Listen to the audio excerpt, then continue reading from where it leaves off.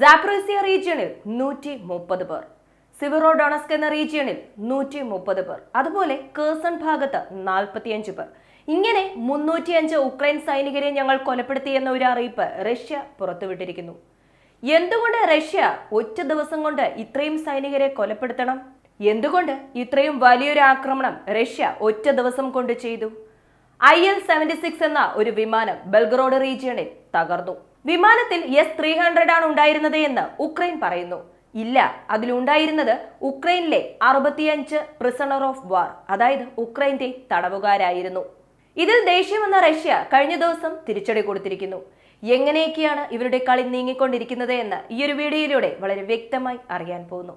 വീഡിയോയിലേക്ക് പോകുന്നതിന് മുമ്പ് ഇതുവരെ ഈ ചാനൽ സബ്സ്ക്രൈബ് ചെയ്യാതെയാണ് കാണുന്നതെങ്കിൽ ചാനൽ ഒന്ന് സബ്സ്ക്രൈബ് ചെയ്യുക. വോയിസ് ഓഫ് വിക്കിയിലേക്ക് എല്ലാവർക്കും സ്വാഗതം. ഒറ്റ ദിവസം കൊണ്ട് 300-ൽ പരം സൈനികരെ റഷ്യ കൊലപ്പെടുത്തിയിരിക്കുന്നു. മാത്രമല്ല 90 ഡ്രോൺസും ഞങ്ങൾ നശിപ്പിച്ചു എന്ന് പറയുന്നുണ്ട്. ഇതെല്ലാം വളരെ പ്രധാനപ്പെട്ട 3 റീജിയൻസിലാണ്.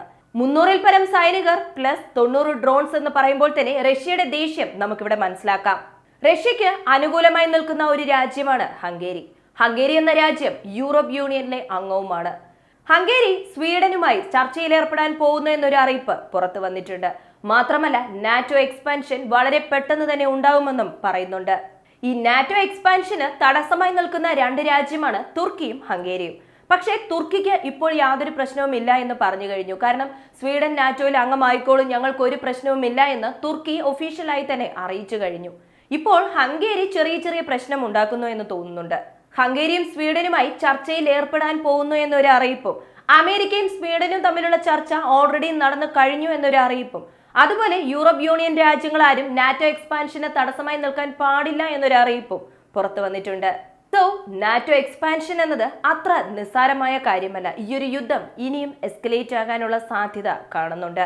ഒരു ലീക്ഡ് ഡോക്യുമെന്റിന്റെ കാര്യം കഴിഞ്ഞ ദിവസം പറഞ്ഞിട്ടുണ്ടായിരുന്നു. ജർമ്മൻ മാധ്യമമാണ് ഈ ലീക്ഡ് ഡോക്യുമെന്റ് പുറത്തുവിട്ടത്. ആ ലീക്ഡ് ഡോക്യുമെന്റിൽ പറയുന്നത് എന്താണെന്ന് വെച്ചാൽ കാലിനിൻഗ്രേഡ് എന്ന ഭാഗത്ത് റഷ്യ ബാൾട്ടിക് രാജ്യമായ ലാത്വിയ, ലിത്വേനിയ, എസ്തോണിയ എന്നീ രാജ്യങ്ങൾക്കെതിരെ ആക്രമണം നടത്തുമെന്ന് പറയുന്നു. ഇതാണ് ആ ലീക്ഡ് ഡോക്യുമെന്റിന്റെ ചുരുക്കം. ഈ ഒരു ലീക്ഡ് ഡോക്യുമെന്റിന്റെ അടിസ്ഥാനത്തിൽ നോക്കുകയാണെങ്കിൽ ഇപ്പോൾ എന്താണ് സംഭവിച്ചുകൊണ്ടിരിക്കുന്നത് എന്ന് ചോദിച്ചാൽ യൂറോപ്പ് യൂണിയൻ മുഴുവനായും, യൂറോപ്പ് യൂണിയൻ രാജ്യങ്ങളും അതുപോലെ അമേരിക്കയും റഷ്യക്കെതിരായ മിലിറ്ററി ഡ്രില്ലിൽ ഏർപ്പെട്ടുകൊണ്ടിരിക്കുന്നു. ഏകദേശം 1 ലക്ഷം സൈനികരെ ഉൾപ്പെടുത്തി റഷ്യക്കെതിരായ ഡ്രിൽ ഇപ്പോൾ ചെയ്തുകൊണ്ടിരിക്കുന്നതിനും നോർവേ കടൽ തീരത്ത് ഇങ്ങനെയൊരു ഡ്രിൽ ആഹ്വാനം ചെയ്യുന്നതിനും റഷ്യ പറയുന്നത് എന്താണെന്ന് വെച്ചാൽ ലാത്വിയ, ലിത്വേനിയ, എസ്തോണിയ എന്നീ രാജ്യങ്ങളുടെ അതിർത്തി ഭാഗമായ കലിനിൻഗ്രേഡ് ഭാഗത്ത് കുറച്ച് പ്രൊട്ടക്ഷൻ അധികമായി ആവശ്യമുണ്ട്. അതിന്റെ സമയം അടുത്തു കഴിഞ്ഞു. കലിനിൻഗ്രേഡ് ഭാഗത്ത് സംരക്ഷണം ആവശ്യമാണെന്ന് പറയുമ്പോൾ ഇനി അവിടെ മിസൈൽസ് കൊണ്ടുവയ്ക്കുമോ, റോക്കറ്റ് ലോഞ്ചേഴ്സ് ഒക്കെ റഷ്യ കൊണ്ടുവയ്ക്കുമോ എന്ന ചോദ്യവും ഉയരുന്നുണ്ട്.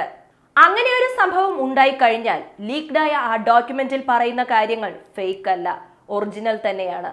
അതാരോ മുൻകൂട്ടി മനസ്സിലാക്കി പ്രെഡിക്റ്റ് ചെയ്ത് എഴുതി വെച്ചിരിക്കുന്നു. യൂറോപ്പ് യൂണിയൻ ഇങ്ങനെയുള്ള ഡ്രില്ലിൽ ഏർപ്പെടുമ്പോൾ കലിനിൻഗ്രേഡ് എന്ന ഭാഗത്തിന്റെ സംരക്ഷണത്തിനായി മിസൈൽ കൊണ്ടുവയ്ക്കണമെന്നും പറഞ്ഞ് റഷ്യ മിസൈൽ കൊണ്ടുവയ്ക്കും. ബാൾട്ടിക് രാജ്യങ്ങൾ, നാറ്റോ രാജ്യങ്ങളായ ബാൾട്ടിക് രാജ്യങ്ങൾ ഞങ്ങൾക്കെതിരായി മിസൈലുകൾ കൊണ്ടുവച്ചിരിക്കുന്നു എന്നും പറഞ്ഞ് ഞങ്ങളെ രക്ഷിക്കണമെന്നും പറഞ്ഞ് നാറ്റോയോട് ആവശ്യപ്പെടും, റിക്വസ്റ്റ് ചെയ്യും. നാറ്റോ ഐക്യരാഷ്ട്രസഭയോട് പോയി പറയും.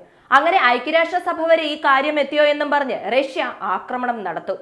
റഷ്യ ആയിരക്കണക്കിന് മൈൻസ് ബാൾട്ടിക് രാജ്യങ്ങളുടെ കടൽ ഭാഗത്ത് എറിയും. അങ്ങനെ മൈൻസ് എടുത്ത് എറിയുമ്പോൾ കടൽ മാർഗം വഴി ആർക്കും ബാൾട്ടിക് രാജ്യത്തെ രക്ഷപ്പെടുത്താൻ പറ്റാത്ത സാഹചര്യം വരും. ആ ഒരു സമയത്ത് റഷ്യ ബാൾട്ടിക് രാജ്യത്തിനെതിരെ വലിയ ആക്രമണം നടത്തും. ഇങ്ങനെയുള്ള പല സംഭവങ്ങളും ആ ലീക്ഡ് ഡോക്യുമെന്റിലുണ്ട്. ഇത് നടക്കാനുള്ള സാധ്യതയും കാണുന്നുണ്ട്. ഉക്രൈന് നഷ്ടമായ ഒരു ഭാഗം ഇലോവൈസ്ക് എന്ന ഒരു റീജിയൻ, ഇത് ഉക്രൈന്റെ ഭാഗമായിരുന്നു. റഷ്യ അത് പിടിച്ചെടുത്തു കഴിഞ്ഞു. ആ സ്ഥലത്ത് ഒരു ട്രെയിനിങ് ക്യാമ്പ് ഉണ്ടായിരുന്നു. ആ ട്രെയിനിങ് ക്യാമ്പിനെതിരെയും ഉക്രൈൻ ആക്രമണം നടത്തിയിരിക്കുന്നു. അങ്ങനെ ആക്രമണം നടത്തിയത് high mast, high mobility artillery rocket system വെച്ചാണ് എന്ന വിവരവും പുറത്തു വന്നു. അടുത്തത് വളരെ പ്രധാനപ്പെട്ട ഒരു വാർത്തയാണ്. മിസൈൽ സിസ്റ്റം എന്ന് പറയാം. ടോറസ് എന്ന മിസൈൽ, ഇത് ജർമ്മൻ നിർമ്മിതമാണ്. ഈ ടോറസ് എന്ന മിസൈൽ ജർമ്മനിയിൽ നിന്നും UK പോകാൻ പോകുന്നു. UK എന്താണ് ചെയ്യുന്നതെന്ന് വെച്ചാൽ ടോറസ് എന്ന ഈ ഒരു മിസൈലിന് ഈക്വലന്റ് ആയ സ്റ്റോം ഷാഡോ മിസൈൽസ് ജർമ്മനിക്ക് കൊടുക്കാൻ പോകുന്നു. അങ്ങനെ ജർമ്മനിയിൽ വന്ന സ്റ്റോം ഷാഡോ മിസൈൽ ജർമ്മനി ഉക്രൈന് കൊടുക്കാൻ പോകുന്നു. ഇതാണ് ഡീലിംഗ്സ്. ഈ ഒരു ഡീലിംഗിനെ കുറിച്ച് ജർമ്മനിയോട് ചോദിക്കുമ്പോൾ ജർമ്മനി പറയുന്നത് എന്താണെന്ന് വെച്ചാൽ ഇങ്ങനെ ഒരു ഡീലിംഗ്സിന്റെ കാര്യം ഞങ്ങൾക്ക് പോലും അറിയില്ല, ഈ വിവരം നിങ്ങൾക്ക് എവിടെ നിന്ന് ലഭിച്ചു എന്ന് ചോദിക്കുന്നു. പക്ഷെ ഇങ്ങനെ ഒരു ഡീലിംഗ്സ് നടക്കാൻ സാധ്യതയുണ്ടോ എന്ന് ചോദിച്ചാൽ തീർച്ചയായും ഉണ്ട്. കാരണം മറ്റ് രാജ്യങ്ങളൊന്നും പറയുന്നതിന് മുൻപ് തന്നെ ജർമ്മനിയിൽ കർഷക സമരം ഉണ്ടായിട്ടും ജർമ്മനിയിൽ ബഡ്ജറ്റ് ക്രൈസിസ് ഉണ്ടായിട്ടും ജർമ്മൻ ചാൻസലർ എന്താണ് പറഞ്ഞത്? ഞങ്ങൾ ഉക്രൈനെ സഹായിക്കാൻ പോകുന്നു, ഇത്ര രൂപ ഉക്രൈന് കൊടുത്ത് സഹായിക്കാൻ പോകുന്നു എന്നും പറഞ്ഞ് മാറ്റി വെച്ചിരിക്കുന്നതായുള്ള അറിയിപ്പൊക്കെ നമ്മുടെ ചാനലിലൂടെ തന്നെ നമ്മൾ കണ്ടതാണ്. അങ്ങനെ കൊടുക്കുന്ന സഹായം വളരെ പെട്ടെന്ന് തന്നെ ഉക്രൈനിലെത്തുമെന്നും അതിൽ മിസൈലുകളും ടാങ്കുകളും ഉൾപ്പെട്ടിട്ടുണ്ട് എന്ന വിവരവും പുറത്തു വന്നിരുന്നു. ഉക്രൈന് ഒരു ഈൽഡ് കൊടുക്കുന്ന മിസൈൽ എന്ന് പറയുമ്പോൾ അത് സ്റ്റോം ഷാഡോ മിസൈലാണ്. ഈ സ്റ്റോം ഷാഡോ മിസൈൽസ് ഉക്രൈന്റെ സ്റ്റോക്ക് പിൽസിൽ ഇപ്പോൾ കുറഞ്ഞുകൊണ്ടിരിക്കുകയാണ്. പക്ഷേ UK സംബന്ധിച്ച് നോക്കുകയാണെങ്കിൽ UK ഡയറക്റ്റായി സ്റ്റോം ഷാഡോ മിസൈൽസ് ഉക്രൈന് കൊടുത്തു കഴിഞ്ഞാൽ UKയിൽ പ്രശ്നമാകും. മാത്രമല്ല UKയുടെ സ്റ്റോക്ക് പിൽസിൽ നിന്നും സ്റ്റോം ഷാഡോയുടെ എണ്ണം കുറയുകയും ചെയ്യും. അതുകൊണ്ട് UK എന്താണ് ചെയ്യുന്നതെന്ന് വെച്ചാൽ സ്റ്റോം ഷാഡോ മിസൈലിന് ഈക്വലന്റ് ആയ ജർമ്മൻ നിർമ്മിതമായ ടോറസ് മിസൈൽസ് UK വാങ്ങിക്കുന്നു. അതിനുശേഷം UK ഈ സ്റ്റോം ഷാഡോ മിസൈൽ ജർമ്മനിക്ക് കൊടുക്കുന്നു, ജർമ്മനി ഉക്രൈന് കൊടുക്കുന്നു. ഇതാണ് ഡീലിംഗ്സ്. ഈ ഡീലിംഗ്സ് വളരെ പെട്ടെന്ന് തന്നെ പുറം ലോകം അറിയുമെന്ന വിവരവും പുറത്തു വന്നിട്ടുണ്ട്. MH17 ഈ വിമാനത്തിന്റെ കേസ് ആരും മറന്നിട്ടുണ്ടാവില്ല. ഉക്രൈന്റെ വിമാനമാണ് റഷ്യ ഫയർ ചെയ്തു എന്ന് പറയുന്നു. അങ്ങനെ ഫയർ ചെയ്ത് വീഴ്ത്തിയത് റഷ്യക്ക് അറിയാമെന്നും പുടിനാണ് ഉത്തരവ് കൊടുത്തത് എന്ന വിവരവും പുറത്തു വന്നിട്ടുണ്ടായിരുന്നു. ഈ ഒരു കേസുമായി ബന്ധപ്പെട്ട് ICCJ international criminal court justice വിചാരണ നടത്തുന്നുണ്ടെന്നും അതിന്റെ തീരുമാനം പെട്ടെന്ന് തന്നെ വരുമെന്ന വിവരവും പുറത്തു വന്നു. പ്രിസണർ ഓഫ് വാറിന്റെ ആ ഒരു വിമാനം IL-76 തകർക്കുന്ന സമയത്ത് ഒരു വാർണിംഗ് കൊടുത്തിട്ടുണ്ടായിരുന്നു. ഞങ്ങൾ മെസ്സേജ് ഓൾറെഡി പാസ് ചെയ്തിട്ടുണ്ടായിരുന്നു, എന്നിട്ടും ഉക്രൈൻ ആക്രമണം നടത്തിയെന്ന് റഷ്യ പറയുന്നു. എന്നാൽ ഉക്രൈൻ അത് തിരിച്ചും പറയുന്നുണ്ട്. ഇങ്ങനെ മാറി മാറി ബ്ലെയിം ചെയ്തുകൊണ്ടിരിക്കുകയാണ്. അടുത്തൊരു അപ്ഡേറ്റ് ഉക്രൈനുമായി ബന്ധപ്പെട്ടതാണ്. ഉക്രൈൻ പറഞ്ഞിട്ടുണ്ടായിരുന്നു യൂറോപ്പ് യൂണിയനും ഞങ്ങൾക്കും ഒരു അംഗീകാരം തരിക, എന്നാൽ മാത്രമേ ഞങ്ങൾക്കെതിരെ ആക്രമണം നടത്തുമ്പോൾ യൂറോപ്പ് യൂണിയൻ രാജ്യങ്ങൾ ചോദിക്കാൻ വരികയുള്ളൂ എന്ന് പറഞ്ഞിട്ടുണ്ടായിരുന്നു. ആ ഒരു സമയത്ത് യൂറോപ്പ് യൂണിയൻ ചീഫ് പറഞ്ഞിരുന്നത് എന്താണെന്ന് വെച്ചാൽ നിങ്ങളുടെ രാജ്യത്ത് നിരവധി അഴിമതിയുണ്ട്, യൂറോപ്പ് യൂണിയനിൽ അംഗമാകണമെന്നുണ്ടെങ്കിൽ കുറച്ച് ക്രൈറ്റീരിയസ് ഉണ്ട്, ആ ക്രൈറ്റീരിയസ് എല്ലാം മീറ്റ് ചെയ്താൽ മാത്രമേ നിങ്ങളെ യൂറോപ്പ് യൂണിയനിൽ അംഗമാക്കാൻ പറ്റുകയുള്ളൂ. യൂറോപ്പ് യൂണിയനിൽ അംഗമാക്കുന്നതിന് മുമ്പ് ആ ക്രൈറ്റീരിയ എല്ലാം മീറ്റ് ചെയ്യുക എന്ന് പറഞ്ഞിട്ടുണ്ടായിരുന്നു. അതിനുശേഷം തീർച്ചയായും അംഗീകാരം തരാമെന്ന ഉറപ്പും കൊടുത്തിട്ടുണ്ടായിരുന്നു. സോ യൂറോപ്പ് യൂണിയൻ മീറ്റിംഗ് വളരെ പെട്ടെന്ന് വരുന്ന കുറച്ച് ദിവസങ്ങൾക്കുള്ളിൽ തന്നെ നടക്കുമെന്നും പറയുന്നുണ്ട്. ആ ഒരു മീറ്റിംഗിൽ ഉക്രൈനെ പറ്റി സംസാരിക്കണമെങ്കിൽ Europe union criteria Ukraine meet ചെയ്തോ എന്ന കാര്യങ്ങളൊക്കെ ഡിസ്കസ് ചെയ്യണമല്ലോ. അതുമായി ബന്ധപ്പെട്ട് കഴിഞ്ഞ ദിവസം ഒരു ചർച്ച ഉണ്ടായിരുന്നു എന്ന് പറയപ്പെടുന്നു. യൂറോപ്പ് യൂണിയനിൽ ഉക്രൈൻ അംഗമാകുമോ ഇല്ലയോ എന്ന തരത്തിലുള്ള വളരെ പ്രധാനപ്പെട്ട ചർച്ച കഴിഞ്ഞ ദിവസം ഉണ്ടായിരുന്നു എന്ന് തന്നെ പറയാം. അതേപോലെ തന്നെ പോയിസൺ ഗ്യാസ് ഗ്രനേഡ്സ് റഷ്യ ഇപ്പോൾ ഉപയോഗിക്കാൻ ആരംഭിച്ചിരിക്കുന്നു എന്ന വിവരം ഉക്രൈന്റെ റിസർച്ച് സെന്റർ പുറത്തുവിട്ടിരിക്കുന്നു.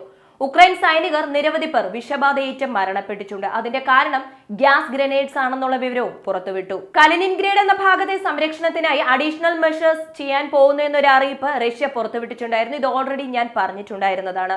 സോ കലിനിൻഗ്രേഡ് എന്ന ഭാഗത്ത് അഡീഷണൽ മെഷേഴ്സ് ചെയ്യാൻ പോകുന്നു എന്ന് പറയുമ്പോൾ റഷ്യയുടെ സൈനികരെ അവിടേക്ക് അയക്കാൻ പോകുന്നു.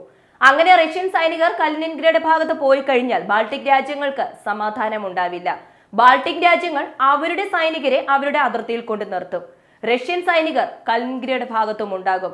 മാറി മാറി ദേഷ്യപ്പെട്ടുകൊണ്ടിരിക്കും. പിന്നീട് മാറി മാറി ബോംബ് വിക്ഷേപിച്ചാലും ആരും ഒന്നും ചോദിക്കാൻ പറ്റില്ല.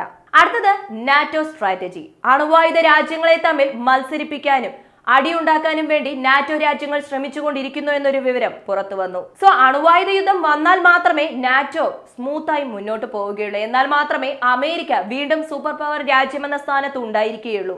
അതുകൊണ്ട് വളരെ പെട്ടെന്ന് തന്നെ അണുവായുധ യുദ്ധം വരാനുള്ള സാധ്യതയുണ്ട് എന്നും പറയപ്പെടുന്നു. ഉക്രൈന്റെ എയർ ഡിഫൻസ് സിസ്റ്റം വളരെ ക്ലിയർ ആയിട്ടാണുള്ളത്, എന്നാൽ റഷ്യയുടെ എയർ ഡിഫൻസ് സിസ്റ്റം ഒരു കൺഫ്യൂഷൻ സ്റ്റേജിലാണുള്ളത്. ബെൽഗറോഡ് ഭാഗത്ത് IL-76 എന്ന വിമാനം ഷൂട്ട് ഡൗൺ ചെയ്യുന്ന സമയത്ത് റഷ്യയുടെ എയർ ഡിഫൻസ് സിസ്റ്റം ആക്റ്റീവ് ആയിട്ടാണ് ഉണ്ടായിരുന്നത് എന്ന് ഉക്രൈൻ പറയുന്നു. എന്നാൽ അവിടെ എയർ ഡിഫൻസ് സിസ്റ്റമേ ഉണ്ടായിരുന്നില്ല എന്ന് റഷ്യയും പറയുന്നു. ഈ ഒരു വീഡിയോയെക്കുറിച്ചുള്ള നിങ്ങളുടെ അഭിപ്രായം മറക്കാതെ കമന്റായി ചേർക്കുക. വീഡിയോ ഇഷ്ടമാവുകയാണെങ്കിൽ ലൈക്ക് ചെയ്യുക, ഷെയർ ചെയ്യുക, ചാനൽ ഒന്ന് സബ്സ്ക്രൈബ് ചെയ്ത് സപ്പോർട്ട് ചെയ്യുക. വീണ്ടും അടുത്ത വീഡിയോയിൽ കാണാം. നന്ദി, നമസ്കാരം.